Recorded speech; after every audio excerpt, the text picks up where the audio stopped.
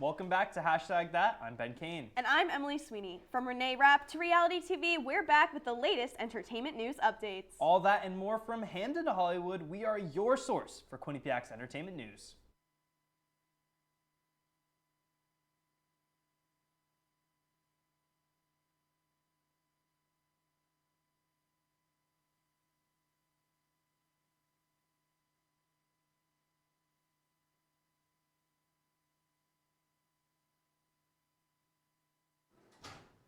We start tonight's show off with some sad news. Margaritaville singer Jimmy Buffett died at the age of 76 on Friday night.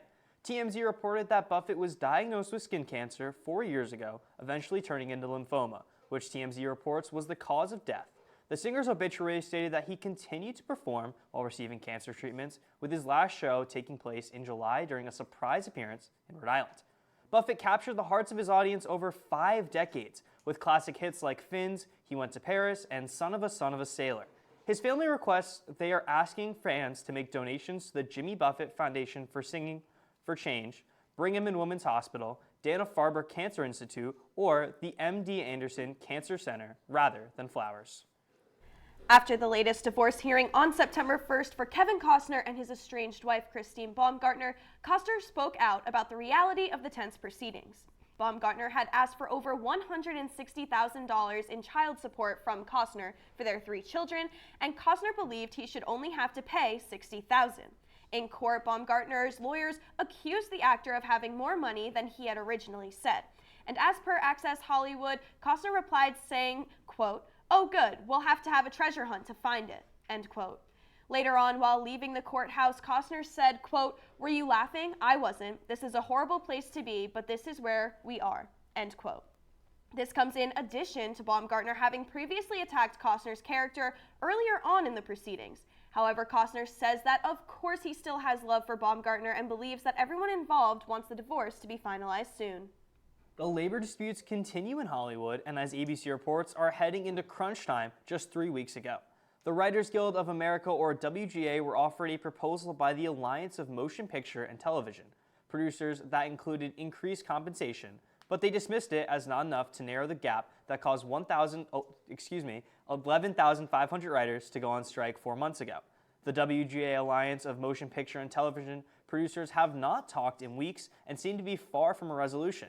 Frustrations continue on the studio side as well, with both sides unable to reach an agreement, including topics like access to viewership and a second step for original screenplays, amongst others. With the strike already through Labor Day, both parties will be hoping to reach an agreement before the start of the new season of shows this fall. Now, I'm a sports girl at heart, and professional athletes will often break into the world of entertainment. But one Super Bowl champ that nobody would have expected to leap into theaters, especially starring in a comedy about queer high school girls starting a fight club, is Marshawn Lynch. Bottoms, a comedy released in late August and currently in theaters, features Lynch as Mr. G, a teacher who oversees the after-school feminist club and doesn't exactly understand what is going on.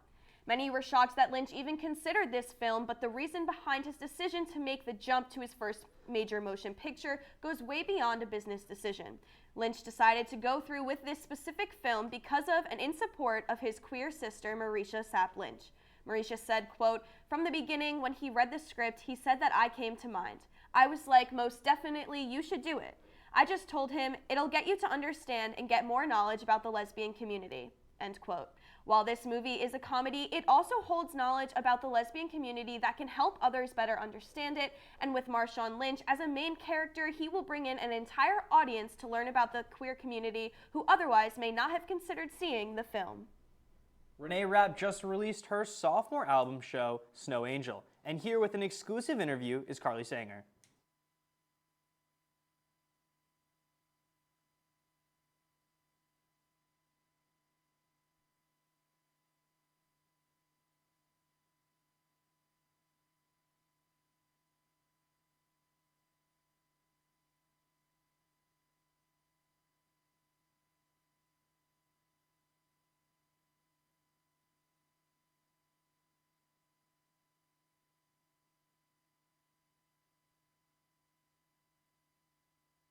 role on Broadway as Regina George in Mean Girls the Musical. After that, she landed a role as Leighton Murray on the Max original show Sex Lives of College Girls, created by Mindy Kaling, and that is going into its 3rd season now. Over the course of the last year, Renee has really shifted her focus from TV and Broadway to her music career. In November of 2022, she came out with her debut EP called Everything to Everyone, and now, as of August 18th of this year, she has come out with her debut album called Snow Angel, and I am obsessed with it.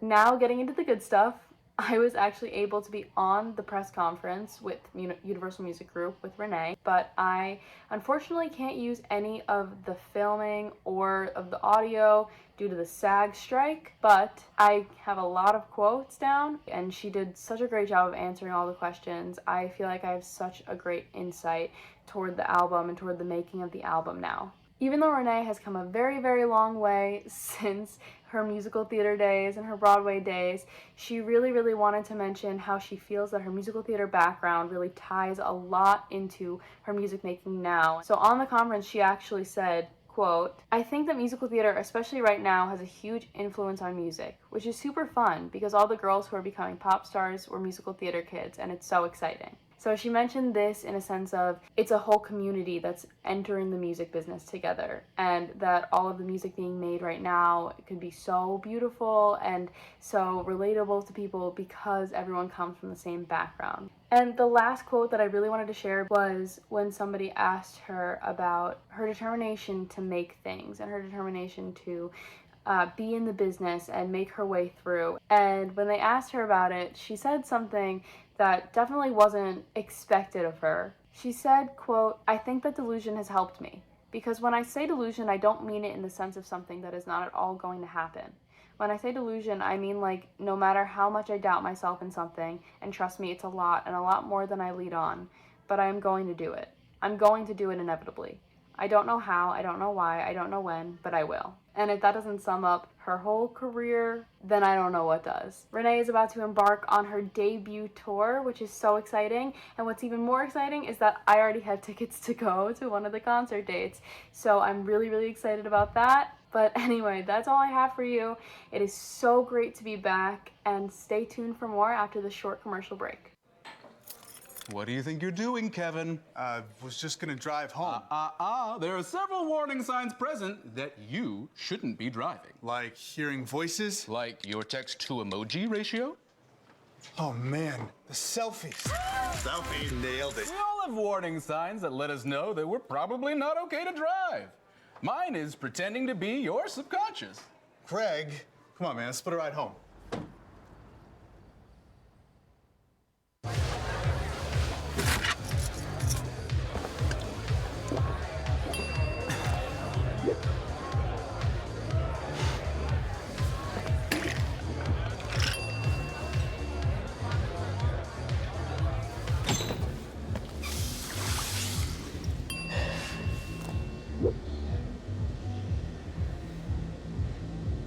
If you need to do something to feel okay to drive, you're not okay to drive. Don't drive buzzed. Multiple studies have shown that marijuana can slow both driver reaction And response time. which can be really dangerous. He's here. He's here. Wait. What? I can't drive. Why? My. Oh.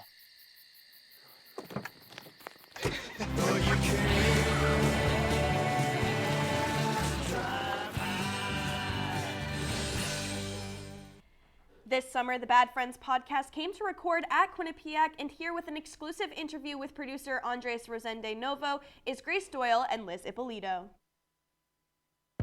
What's up, Q30? I'm Liz Ippolito. And I'm Grace Doyle. This week, the Bad Friends podcast is recording an episode in Quinnipiac's open air studio. We got the chance to speak with podcast producer Andres, and this is what he has to say about the future of the podcasting industry. They'll find that out. Yeah. My name is Andres Rosende. I'm the producer of Bad Friends. And as a producer, I'm in charge of all the logistics, all the creative aspects, editing, post-production. I came to the world of podcasting by accident. I was shooting a movie during the pandemic that got shut down. At the same time, friends of mine that I went to school with were starting this podcast, and I joined the team.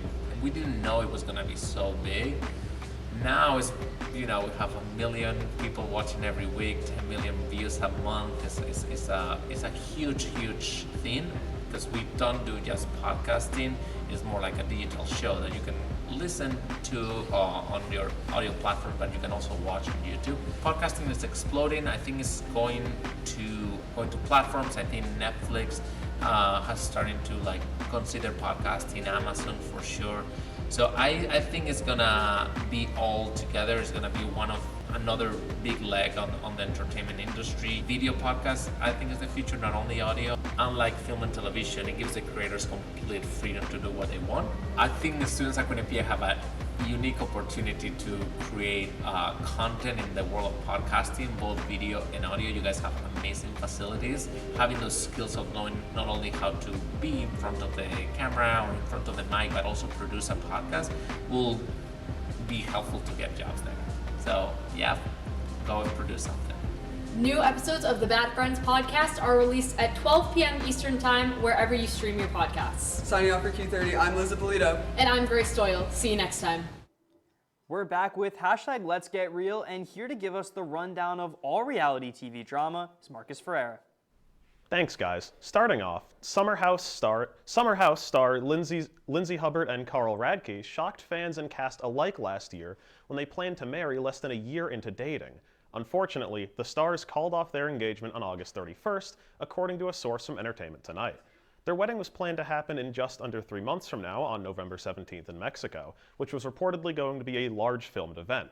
To quote Hubbard from earlier this year, "It's taken this long for us to come together. I don't think there is anybody in our lives that would let us get away with a small wedding, including Bravo," end quote.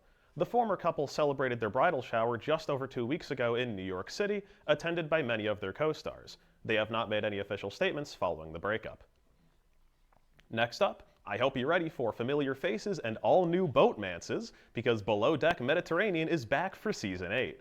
A new trailer for the seafaring show's newest season dropped on September 1st, and it showcased many familiar faces for fans of the Below Deck series. Captain Sandy Yawn, alongside stewards Natalia Scudder and Kyle Viljoen, returned from Season 7. With them are Tumi Malongo as Chief Stew and Luca Brunton as Deckhand, who both previously starred on Below Deck Down Under. Each season of Below Deck Mediterranean features its star-studded cast living and working on a super yacht as it travels through unique locations. Season 8 will see the crew sailing through the Italian Riviera. The trailer gives us a glimpse of the drama between the crew, with Captain Yawn loudly threatening to fire the crew if they can't keep a tight ship. Below Deck Mediterranean Season 8 premieres on September 25th. Finally, The Golden Bachelor, the long-awaited next installment in the Bachelor franchise, has revealed its female contestants. All 22 women will be competing for the heart of Gary Turner, a widower in his early 70s. Looking at the contestant list reveals the Golden Bachelor's gimmick that sets it apart from other Bachelor shows. Every woman here is at least 60 years old. One contestant of note is Patty, mother of Bachelor Matt James from Season 25. When speaking on the upcoming show, Gary Turner said, quote, "I want to fall in love.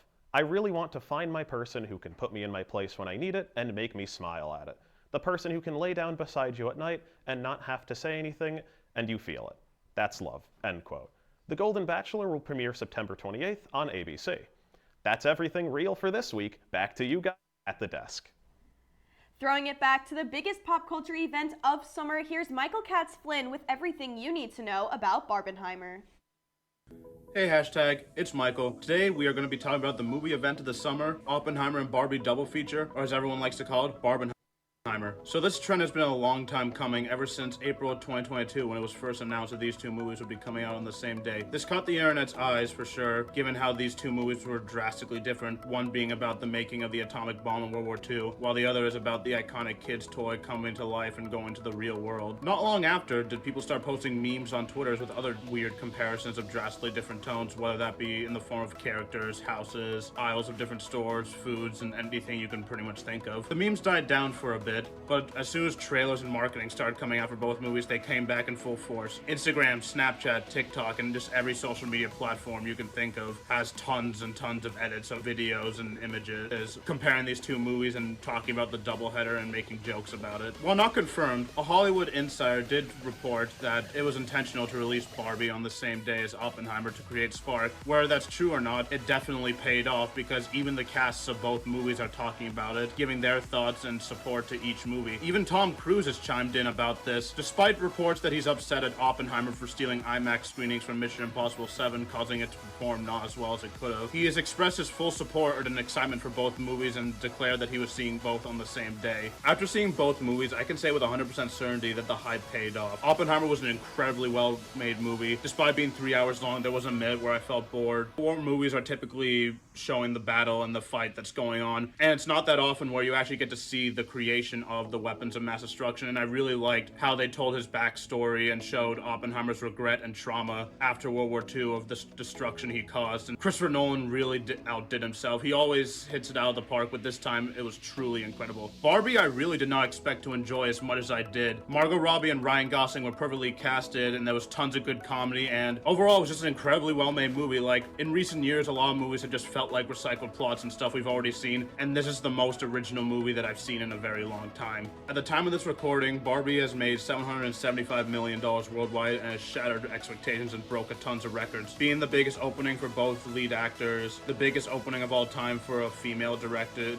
movie, and the biggest opening for a movie that isn't a sequel, remake, or a comic book movie. This movie is on track to hit $1 billion any week now. Oppenheimer, on the other hand, is sitting at $400 million and is expected to have a more steady box office run. Analysts are saying that it's expected for it to make somewhere between $700 million and $900 million, but will fall short of $1 billion. It is understandable given how this is an intense movie and more for a specific type of audience, and because it is rated R, this restricts the amount of people that can go see it, and only one rated R movie has ever hit the $1 billion mark, and that is Joaquin Phoenix's Joker. But given the delay of Gran Turismo, this gives Oppenheimer an extra 2 weeks in IMAX theaters, so who knows what will happen. We've been surprised with box office expectations many times before. I hope you all have had a lot of fun with this trend and enjoyed both movies just as much as I have. That's all I have for you today. See you guys next time.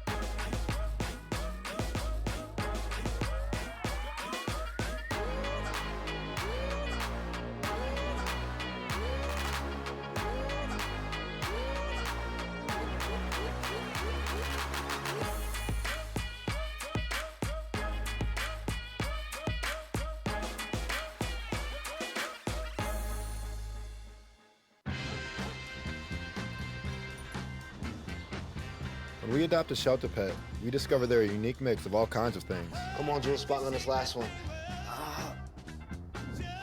There it is.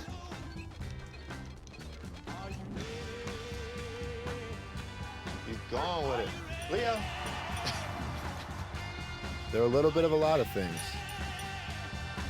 but they're all pure love. We're back with this week's Hollywood News Update, and here to fill us in on the latest West Coast entertainment news is Santino Mayone.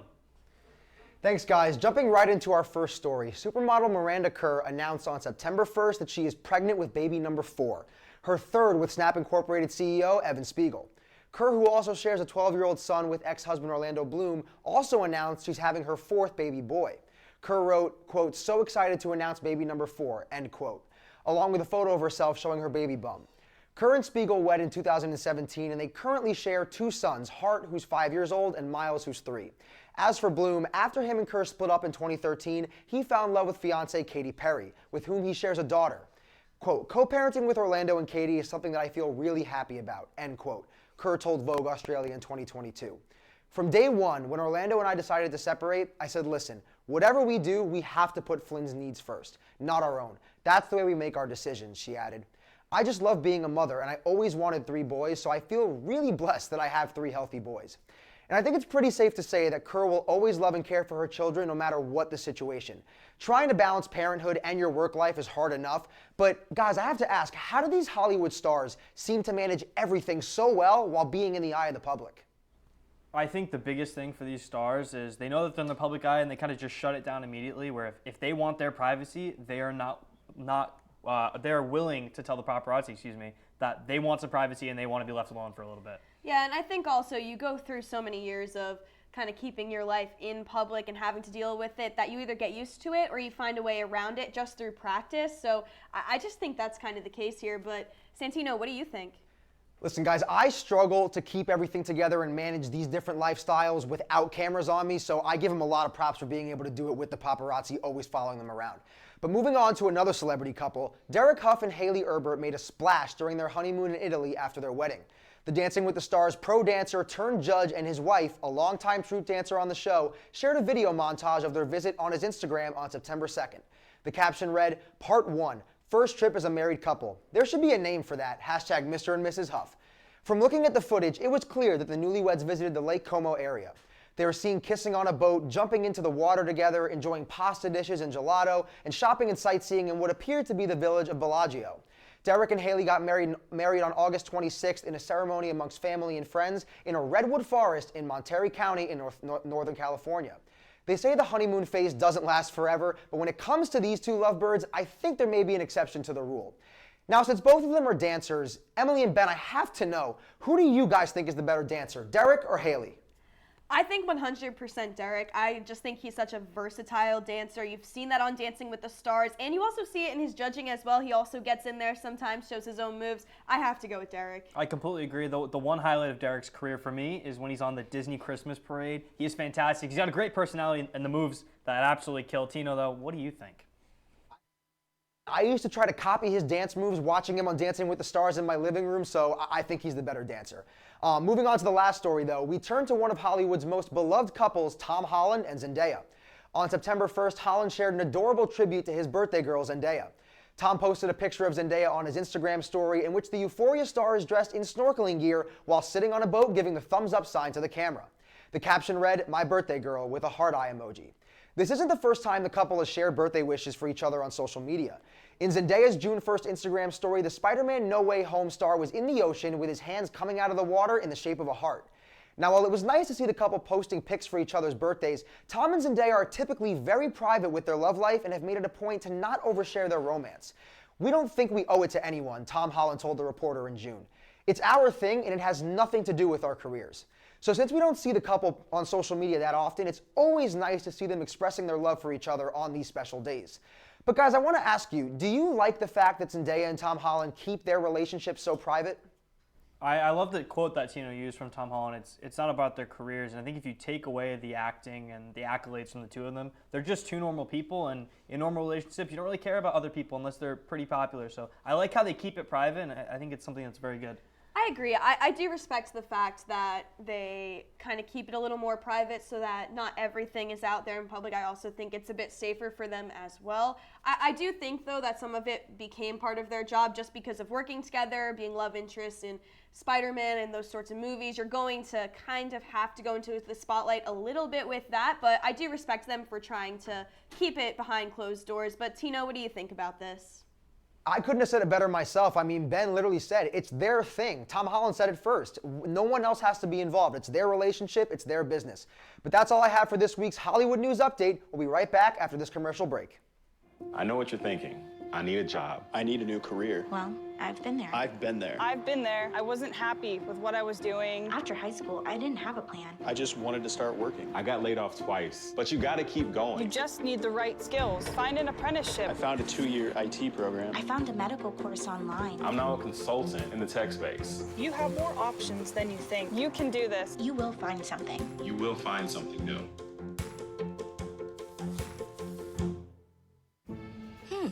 Maybe you can make retirement happen.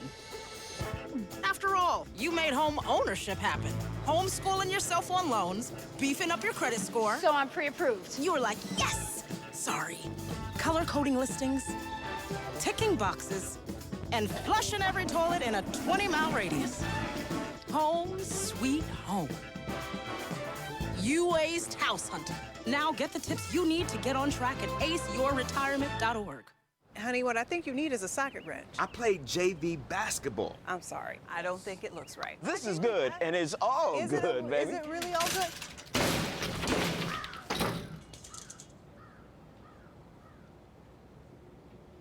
If you love me enough to routinely test your handyman skills, not to mention the strength of your marriage, then of course you'll visit nhtsa.gov/therightseat to make sure I'm in the right car seat.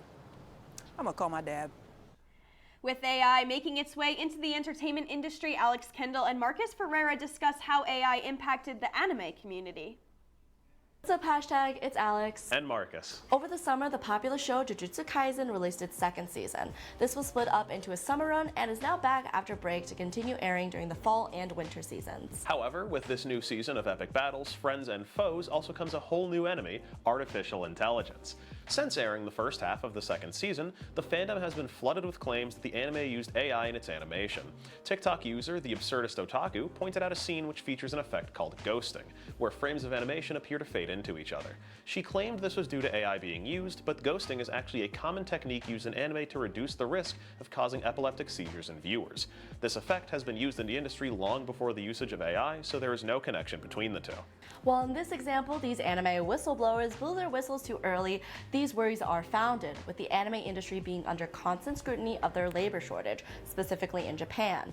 Many people have concerns that AI will take away both quantity and quality of the jobs from animators who are already getting very little compensation. Despite the anime industry having a market value of just over $29.1 billion, making it one of the fastest growing content genres, animators only see a fraction of that success, with most animators earning as low as $200 a month per report from the New York Times. MAPPA itself, who is in charge of Jujutsu Kaisen, among many other widely popular anime, have gotten the brunt of this workforce scrutiny, with the joke of MAPPA never letting their animators eat, sleep, or visit their families being a common meme in the community. Work culture in Japan is known for being taxing and dragging with insane expectations, to the point that there was even an anime made about these conditions called Zom 100, which is literally about an office worker that is happier being in a zombie apocalypse than having to go to work. And while the labor crisis is a huge issue, that doesn't mean AI usage in anime will be the solution, nor will it be well received. The best example comes from when Netflix Japan released The Dog and the Boy, which used AI-generated backgrounds and caused public outrage as a result. So, no, while Jujutsu Kaisen is not guilty of using the curse technique that is AI, will they eventually fall in the future? Well, MAPPA CEO and producer Manabu Otsuka recently said in an interview that although he thinks it is possible to incorporate AI in anime creation, it will never surpass what genuine human talent can achieve. Although Jujutsu Kaisen opened the door to an AI panic craze over the summer, at least for now, they are remaining true to natural animation. But that's it from us. I'm Marcus. And I'm Alex. Back to you guys at the desk. Tonight on Hashtag That, we're bringing back a little bit of trivia, but it's one question, winner take all. It's Disney edition. Here we go. What is the name of Mason. Alex? It's Mason. It's Mason. It's Mason. Yeah, it's Mason. It's Mason. He's the werewolf, right? Yes, he is the werewolf. You know, werewolf and wizard dating. Definitely Mason. Yes. Yep, we got that one right. Well, Emily. Well, this week, the new artist to watch, we each picked ours. I'll go first. My artist is a man named Dave. When you're sitting there and you're looking at your phone and you're kind of going through TikTok, you hear this song, right? And it's all about In the Back of My Mind. Well, that's the artist named Dave. He's got a ton of other hits, though. He's got 25 million followers on Spotify, but let me tell you, he's a new artist in his own. He's a teenager. He's only 18 years old. He started making music in 2021, so he's had a fantastic progression. He's only on the up and up, and I think that's why he's the new artist to watch, because you don't really think about him. You just hear those TikTok songs, but you're like, wow, this guy's a pretty good artist. I'm kind of going the TikTok route as well, but my artist to watch has to be Jax. Now, many of you watching may not think you know who Jax is, but we were all stuck on our phones during quarantine when Jax utilized TikTok to start her career. She put out her first video, which was a take on the Fountains of Wayne song Stacy's Mom from the mother's point of view, and she reached 1 million views in only 24 hours. Since then, she has continued to grow in popularity, and Jax has recently signed with Atlantic Records, the home of Charlie Puth and Cardi B. She also went on tour with Big Time Rush as an opening act. Jax plans to slowly release more singles in anticipation of her debut album, which she says is a little goofy with the occasional dad joke.